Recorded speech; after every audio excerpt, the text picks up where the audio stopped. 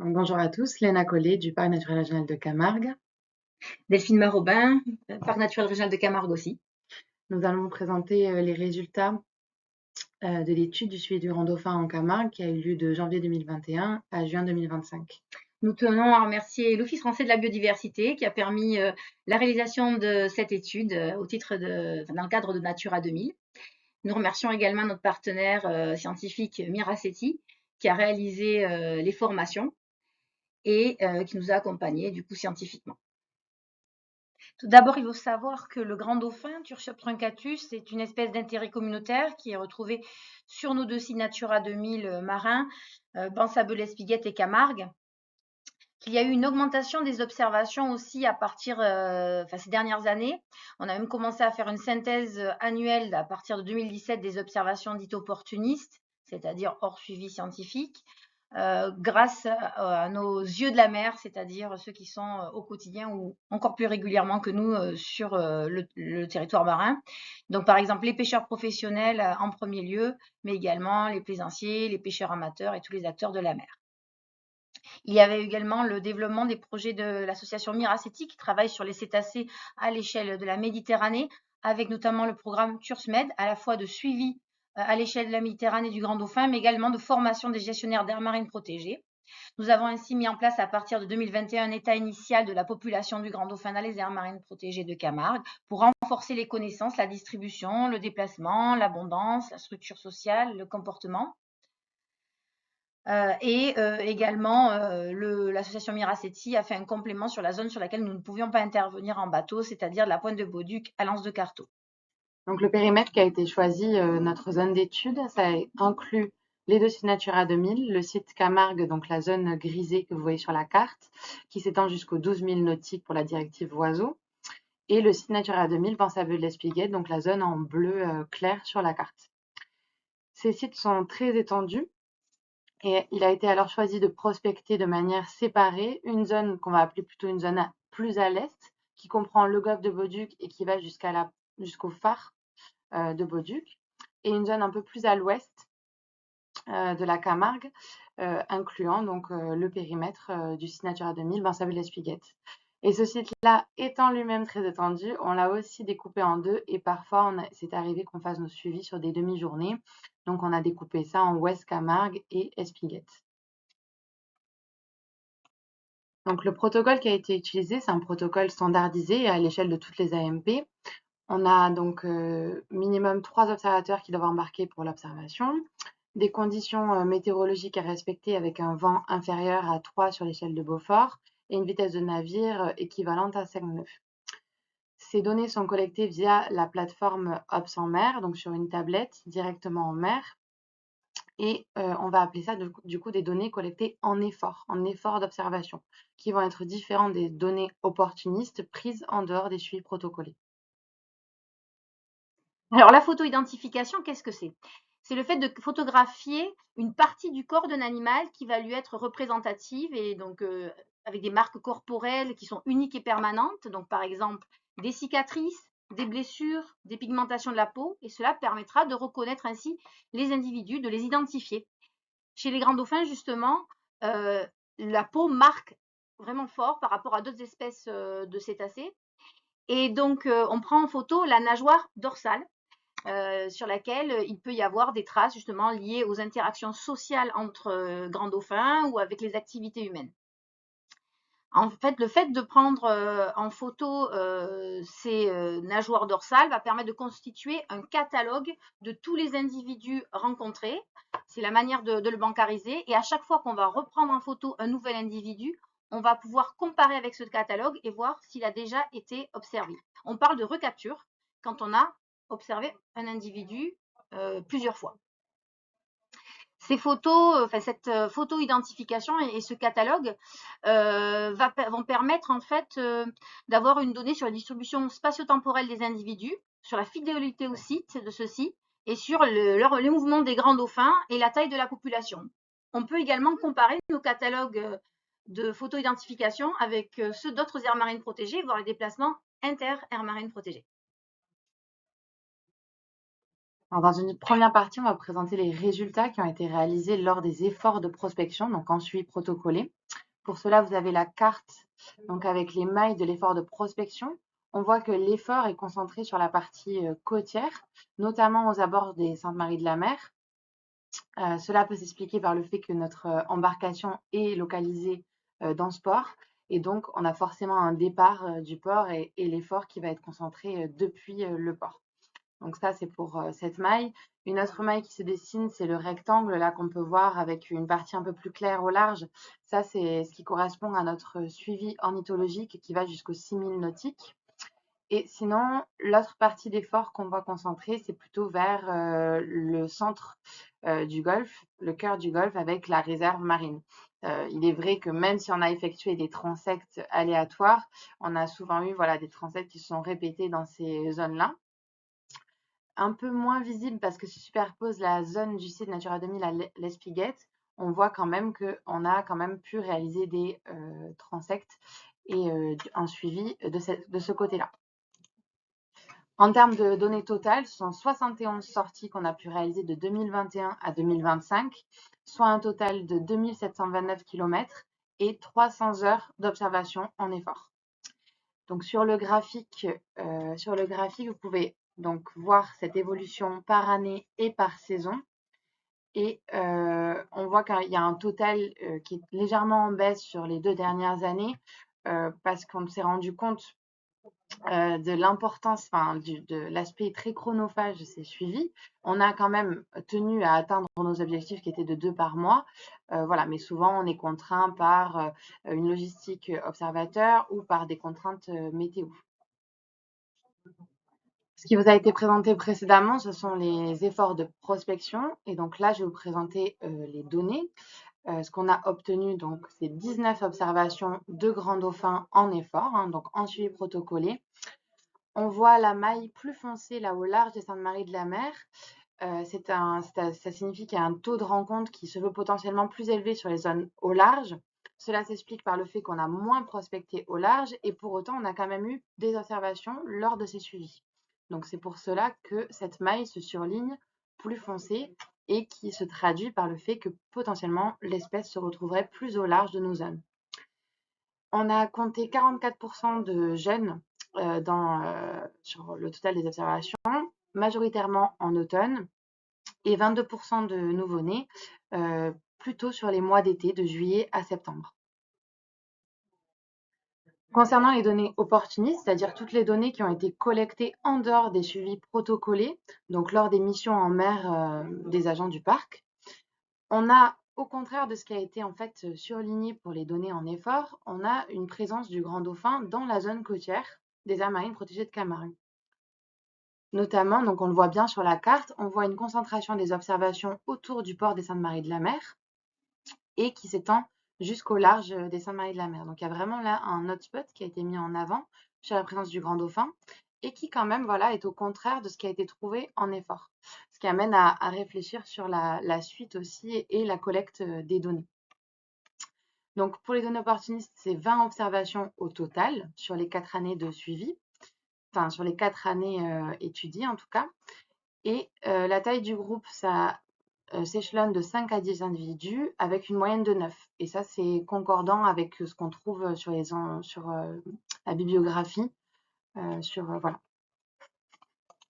Il n'y a pas de différence saisonnière sur la taille des groupes qui a été mis en avant. Pour finir sur la donnée opportuniste, il faut noter que l'été, c'est la saison où les agents du parc sont le plus souvent en mer et c'est aussi la saison où on a rencontré le plus de grands dauphins. Donc voilà, il y a peut-être quelque chose à mettre aussi en avant. Est-ce qu'il y a un biais en fonction de l'observation ou est-ce qu'il est réellement plus présent sur les mois d'été? En 2023, l'association Découverte du Vivant a développé des sorties mégafaune marine et grand dauphin au départ du Gros du Roi avec un catamaran d'une structure commerciale et avec des sorties qui allaient du golfe d'Aigues-Mortes jusqu'aux Seine-Marie-de-la-Mer, donc qui touchaient en partie nos sites. Et donc nous avons mis en place avec eux un partenariat qui a permis de compléter nos données, celles qu'on avait acquises avec notre semi-rigide.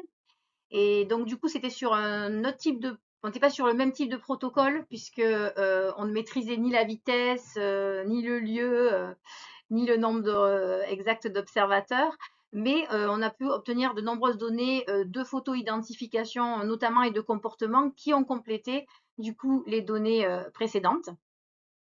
Le partenariat se faisait donc à la fois sur l'acquisition de données, mais aussi sur la sensibilisation des passagers. 44 observations ont pu être faites dans ce cadre de Grand Dauphin sur 36 sorties réalisées d'avril à octobre de l'année 2023 et de l'année 2024. Alors, on a la carte ici qui présente toutes les observations et on voit qu'elles ont été réparties sur l'ensemble des sites. Alors, on a un biais, il faut savoir qu'il y a un biais quand même de l'observation par rapport aux chalutiers. En effet, il y a dans le golfe du Lion une habitude de pêche des grands dauphins derrière les chalutiers qui se trouvent au-delà des 3000 marins, d'où le fait effectivement qu'une bonne partie des observations sont au-delà des 3000 marins et aussi par rapport à la facilité d'observation quand on les cherche derrière les chalutiers.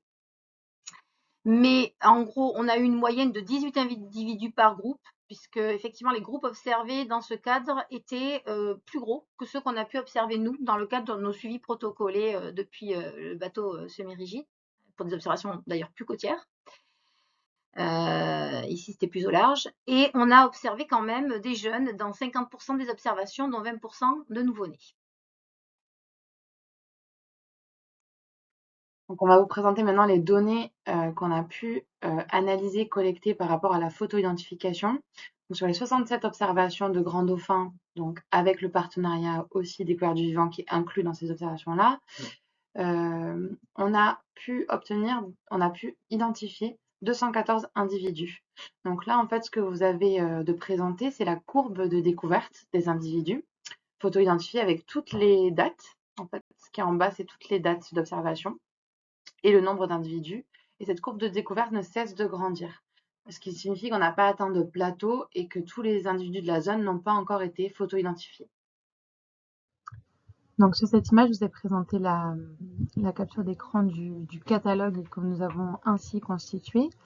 On peut voir que les noms des dauphins ont été attribués donc selon une typologie précise, donc Cam pour Camargue, TT pour Tursiops truncatus et le numéro de chaque individu. Ce qui nous intéresse aussi, c'est quand on est en mer de pouvoir prendre en photo les profils droit et gauche pour avoir une analyse plus fiable des individus, une identification plus fiable des individus. Donc on a aussi rajouté si c'était le profil droit ou le profil gauche. Dans ce catalogue n'est pas inclus évidemment les jeunes et les nouveau-nés, car il présente des marques temporaires et donc il est impossible de les reconnaître avant un certain âge et qui puissent prendre des marques qui deviendront, elles, permanentes. Donc, pour l'analyse de la photo-identification, sur un ensemble des 214 individus photo-identifiés, il y en a 180 qui ont été retenus après l'annotation et le tri des photos. En fait, on va classer chaque photo par deux indices, la qualité de la photographie, donc l'exposition, l'angle, et la distinctiveness, on appelle, donc en anglais. C'est un indicateur qui signifie à quel point l'encoche va être reconnaissable, en fait, distinctive. Et donc, de cela, les individus sont classés donc, par indicateur, donc c'est de 1 à 3. Et on va sélectionner donc, de toutes les observations par individu, quelle photo on va garder. Donc ça en retient 180 individus, et ce qui représente quand même un taux de recapture de 38%, ce qui est déjà assez impressionnant sur les 4 ans d'études. En termes de recapture maximale, donc sur le graphique que vous avez, qui vous est présenté, on a l'individu donc CAMTT23 qui a été revu 11 fois sur les 4 années de suivi. On a aussi des individus qui ont été revus 7, 8 et 10 fois. Donc c'est des individus qui vont être probablement déterminants comme résidents en fait de la zone. Mais on reste vigilant sur cette donnée-là. Alors, je vais essayer de ne pas assommer tout le monde avec ces graphiques pour simplifier. Donc, une fois qu'on a trié, fait ce classement par indice dont je vous ai parlé sur la diapositive précédente, on va retenir en fait les individus qui ont été vus au moins 3 fois, à minima 3 fois pour faire une analyse plus poussée de leur structure sociale. Ces individus qui ont été vus au moins 3 fois, il y en a 33 sur les 280. Et on va voir en fait qu'ils vont être répartis en 3 groupes sociaux. Donc ici, les 2 couleurs de bleu et la couleur verte.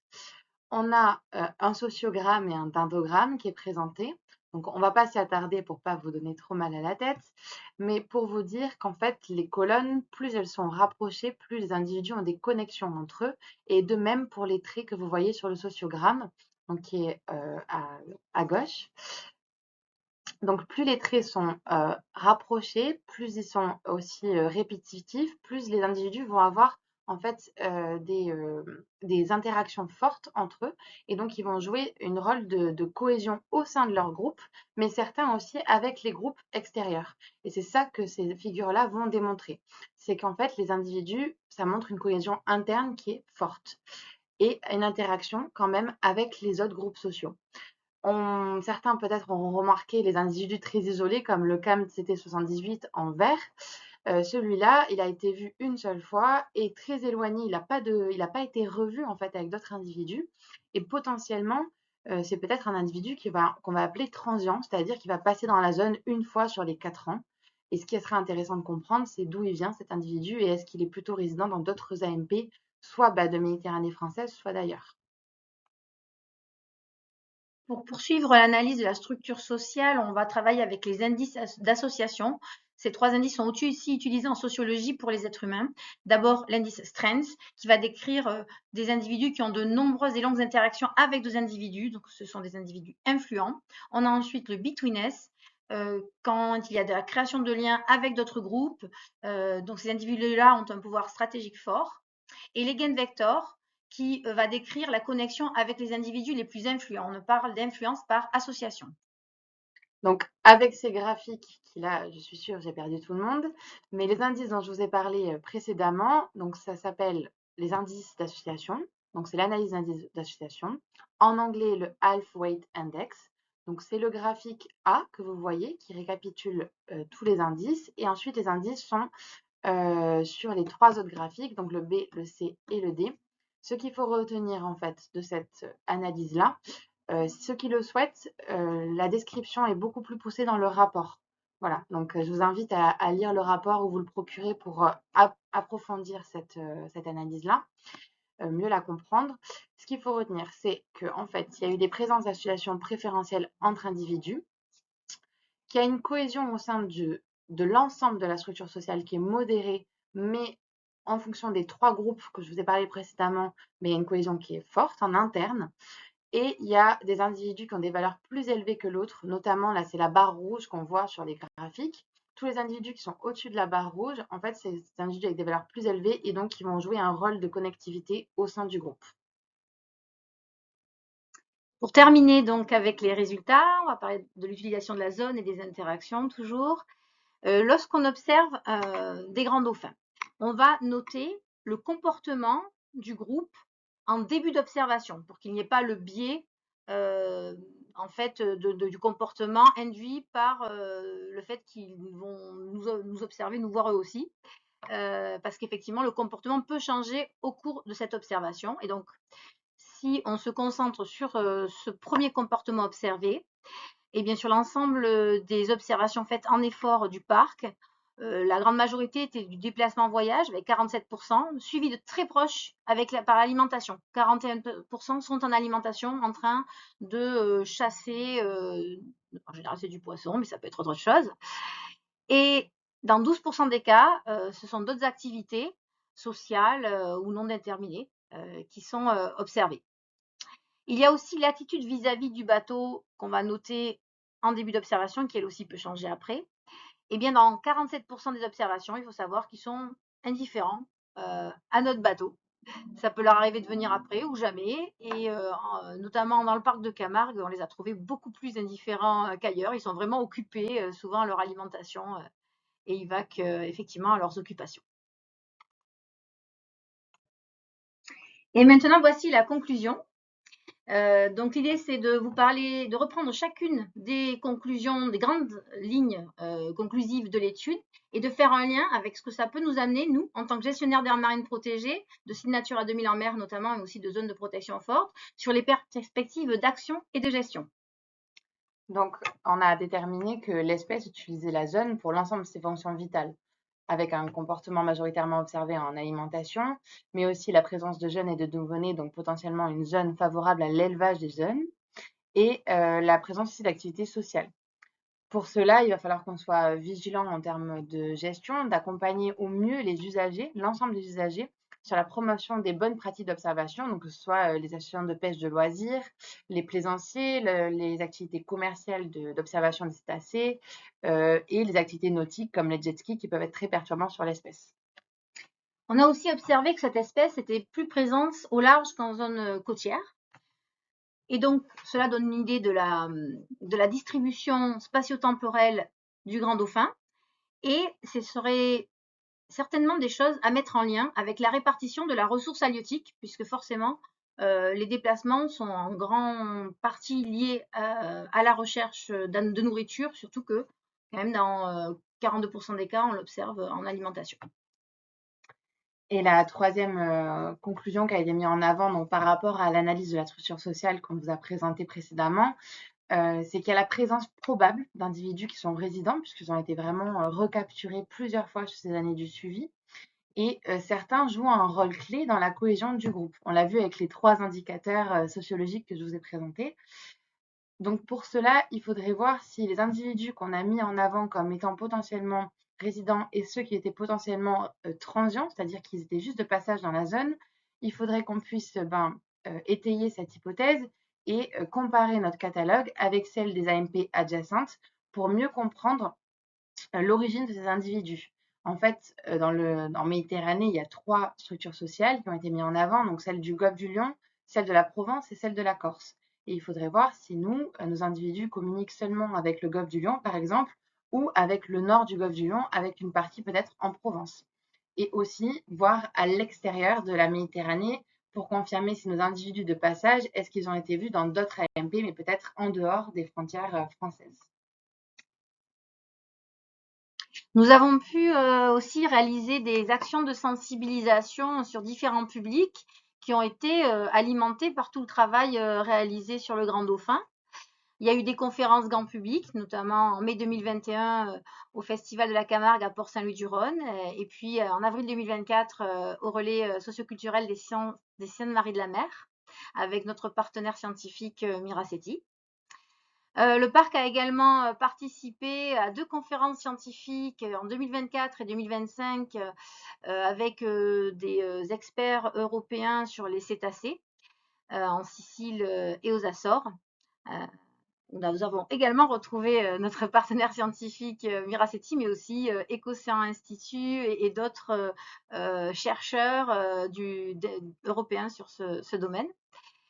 Et enfin, nous avons pu réaliser des animations pour les enfants, le grand public, un public scolaire également, avec par exemple des animations embarquées sur le bateau Les Quatre Maries ou le Picardie pour du grand public, ou avec l'association Siloé sur le voilier La Valentine avec les enfants du centre aéré du Grau-du-Roi. Et on a réalisé un jeu inspiré de ce qui avait été fait par Miracetti avec un memory du Grand Dauphin, avec notre propre catalogue de photo-identification. Et donc les individus sont présentés sur des petites cartes et on peut faire deux techniques, soit le memory classique, soit face ouverte, face visible des grands dauphins, trouver quel individu ressemble à un autre et si un nouvel individu est observé et peut être comparé avec ceux étalés sur la table. Voilà.